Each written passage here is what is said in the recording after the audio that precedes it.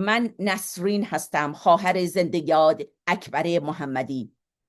من امروز که 40 روز از کشته شدن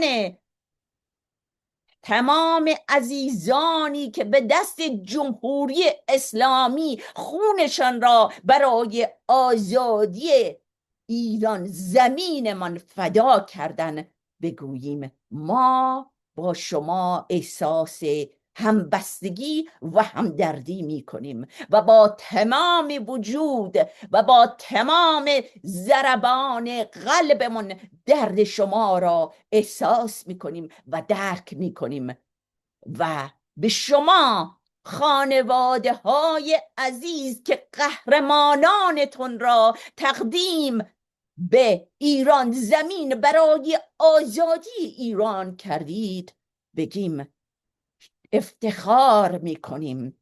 شمایی که بعد از 40 روز در مراسم 40 فرزندانتان عزیزانتان در مزارشان به جای سوگواری رقص و شادی و پایکوبی میکنید، این در حقیقت یک مبارزه سیاسی علیه جمهوری اسلامی است که به آنها بگویید اگر شما عزیزان ما را گرفتید، در این دلیل بر آن نیست که ما بترسیم، ما ادامه دهنده راه اونها هستیم، ما مبارزه می کنیم تا سرنگونی کامل جمهوری اسلامی. شما عزیزان ما را گرفتین، این دلیل بر آن نیست که ما را ترسونده باشید، ما قوی تر از گذشته برخورد می کنیم و تا راه آزادی ایران زمین راهمان را برای مبارزه علیه شما ادامه خواهیم داد. درود بر شرف تک تک شما عزیزان.